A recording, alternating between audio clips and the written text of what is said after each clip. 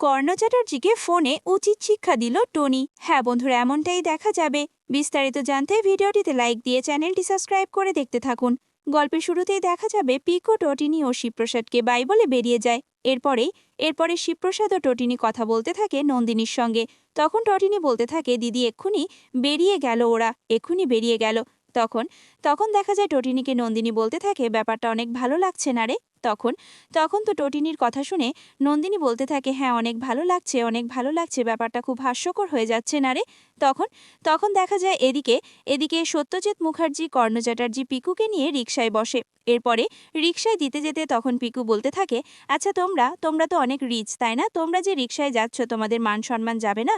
তখন তখন দেখা যায় কর্ণ চ্যাটার্জি বলতে থাকে, একদম চুপ করে থাক, এত কথা বলিস কেন বলতো? তোর এত সমস্যা কিসের? এত কথা বলার কি আছে? চুপচাপ থাকতে পারিস না? তখন পিকু বলতে থাকে, আচ্ছা দাদু, তুমি এভাবে কথা বলছো কেন আমার সঙ্গে? তুমি জানো না যে বাচ্চাদের সঙ্গে এভাবে কথা বলতে হয় না? তখন দেখা যায় কেউ একজন ফোন করলে কর্ণ চ্যাটার্জি মিথ্যে বলতে থাকে। তখন পিকু ফোনটা কেড়ে নিয়ে বলতে থাকে, উনি মিথ্যে বলছেন, উনি রিকশায় আছে কিন্তু বলছে কারে আছে, উনি মিথ্যে বলছে। তখন তখন দেখা যায় কর্ণ চ্যাটার্জি বলতে থাকে, তুই এভাবে আমার ক্লায়েন্টের সঙ্গে কথা বললি কেন? তোকে কথা বলতে কে বলেছে বলো তো?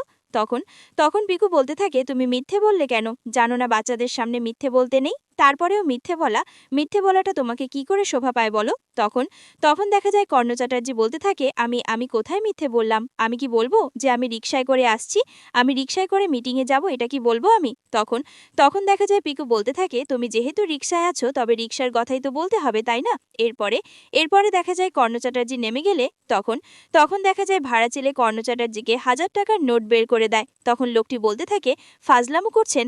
এত বড় টাকা কেন দিচ্ছেন? আমাকে 20 টাকা দিন, আমার ভাড়া 20 টাকা।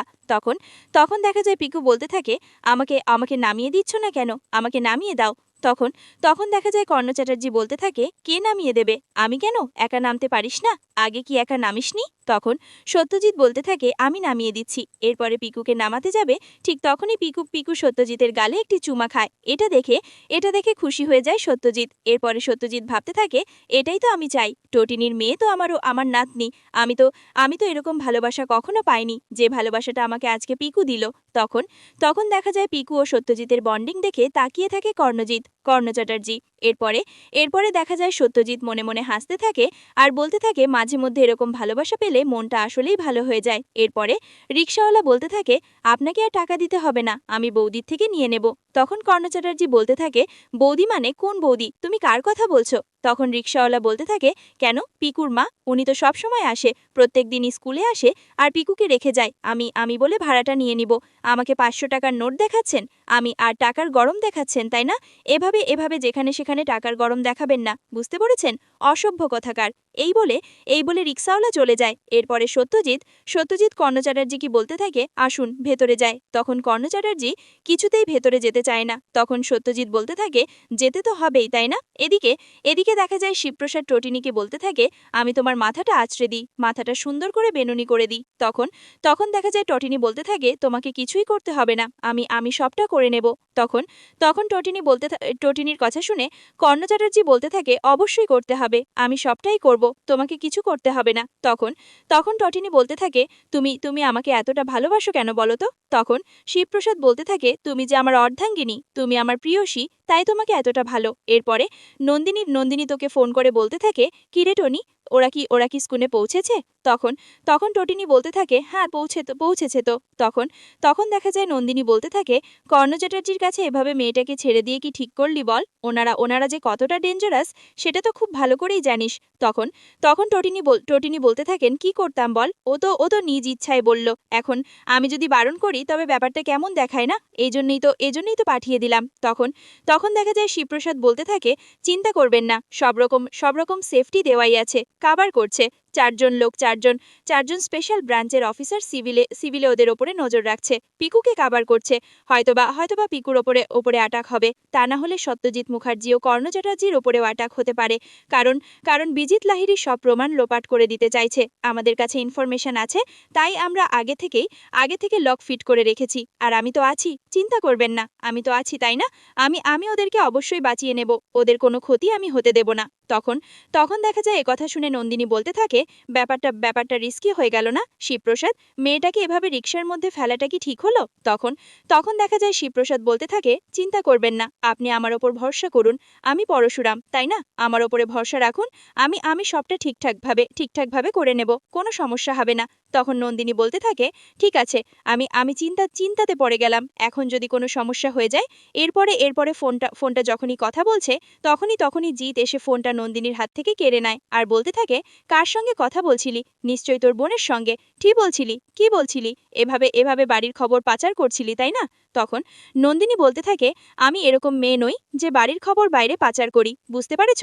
এরপরে শিবপ্রসাদের সঙ্গে জিৎ বাজে ব্যবহার করলে তখন তটিনী ফোনটা নিয়ে নেয় আর বলতে থাকে, আমাকে দাও, আমি কথা বলছি।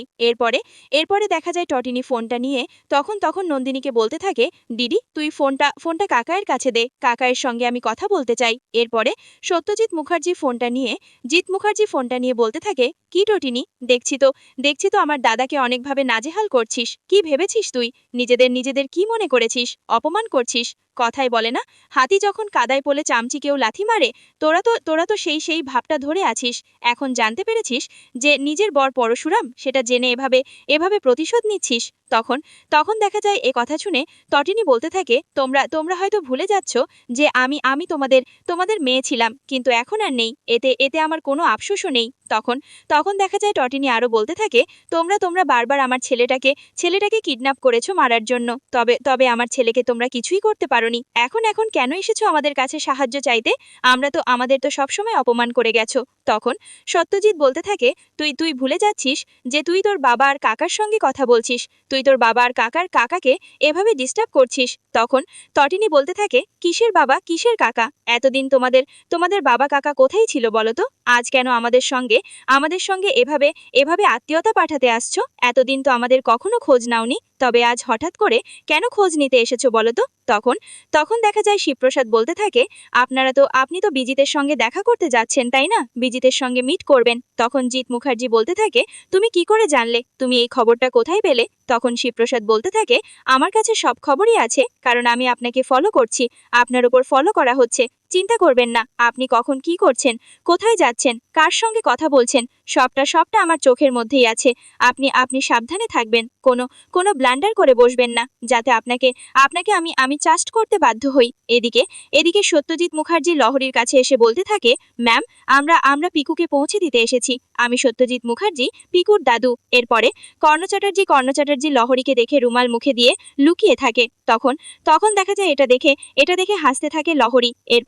এরপরে সত্যজিৎ বলতে থাকে, আমি আমার নাতনিকে স্কুলে পৌঁছে দিতে এসেছি। তখন লহরী বলতে থাকে, ভালো করেছেন, মাঝে মধ্যে এভাবে নিজেদের পরিবর্তন করতে পারেন। নিজেদের পরিবর্তন করলে নিজেদেরই ভালো লাগবে। আপনার কাছে পিকু এরকম আশা করতেই পারে। পিকুর সম্পূর্ণ অধিকার আছে, কিন্তু আপনারা তো ওদেরকে কখনো এরকম অধিকার দেননি। আর মিস্টার কর্ণ চ্যাটার্জি, আপনি এভাবে রুমাল মুখে দিয়ে দাঁড়িয়ে আছেন কেন? বুঝতে পারলাম না, এটা কেমন ভদ্রতা? তখন দেখা যায় সত্যজিৎ বলতে থাকে, কি হলো, এদিকে আসুন, এভাবে মুখ লুকাচ্ছেন কেন? তখন দেখা যায় লহরী বলতে থাকে, আমি বুঝতে পারছি যে তোমাকে তো এখানে পাঠিয়েছে, কিন্তু আমার দেখে খুব ভালো লাগছে।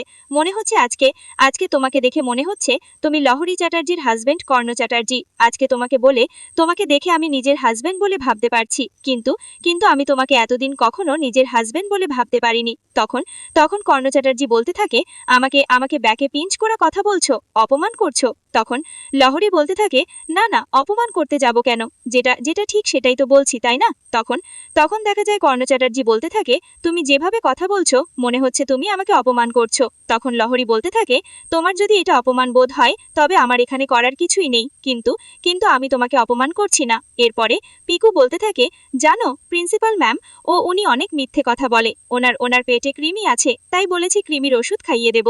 আর উনি অনেক মিথ্যে কথা বলে। আর বলেছে কি জানো, কেউ কোনো যেন ক্লায়েন্ট ফোন করেছে, তাকে বলছে যে উনি কারে করে আসছে, কিন্তু উনি তো ছিল রিকশায় থেকে কারের কথা বলছিল।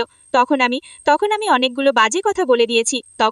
তখন লহরী বলতে থাকে, বাচ্চাদের সামনে এভাবে মিথ্যে বলতে নেই, এটা আপনি জানেন না? বাচ্চাদের মিথ্যে মিথ্যে শেখাতে নেই। তখন কর্ণ চ্যাটার্জি বলতে থাকে, লহরী তুমি কিন্তু বাড়াবাড়ি করছো, আমাকে এভাবে অপমান করতে পারো না। তখন লহরী বলতে থাকে, আপনার যদি এতে অপমান বোধ হয় তবে তবে আমার করার কিছুই নেই, কিন্তু কিন্তু আপনি বাচ্চাদের কখনো মিথ্যেটা শিখাবেন না। আর আপনি তো আপনার ছেলেকে মিথ্যে মিথ্যে শিখিয়ে মিথ্যের প্রজন্ম তৈরি করেছেন। প্লিজ এই প্রজন্মটা এভাবে মিথ্যার সঙ্গে চারি করবেন না। তখন কর্ণ চ্যাটার্জি বলতে থাকে, তুমি কিন্তু আমার সঙ্গে বাজে ব্যবহার করছো, এভাবে কোনো ব্যবহার করতে পারো না। আমি এখানে ওকে ছাড়তে এসেছি, আর আমি এখানে কোনো কর্ণচাজি হয়ে আসিনি, আমি এখানে পিকুর দাদু হয়ে এসেছি। এরপরে এদিকে দেখা যায় টটিনি ফোন করে লহরী ম্যামকে বলতে থাকে, ম্যাম পিকু পৌঁছে গেছে। তখন লহরী বলতে থাকে, হ্যাঁ পিকু এসেছে, আমার কাছেই আছে, আর চিন্তা করবে না, পিকু একদম সেফ আছে, পিকুর কোনো ক্ষতি হচ্ছে না। তখন দেখা যায় টটিনি বলতে থাকে, ম্যাম আপনি তো জানেনই আমাদের সবসময় কিভাবে বিপদ হয়। তখন লহরী বলতে থাকে, তুমি আর শিবপ্রসাদ গাঙ্গুলি কিন্তু খুব ভালো টাইট দিয়েছো কর্ণ চ্যাটার্জিকে। উনি আমার সামনে রুমাল মুখে নিয়ে দাঁড়িয়ে আছে, আর আমার সামনে লজ্জা পাচ্ছে। এরপরেই দেখা যায় টটিনি বলতে থাকে, ওনাকে এমন শায়েস্তা করেছে না, তবে ওনাকে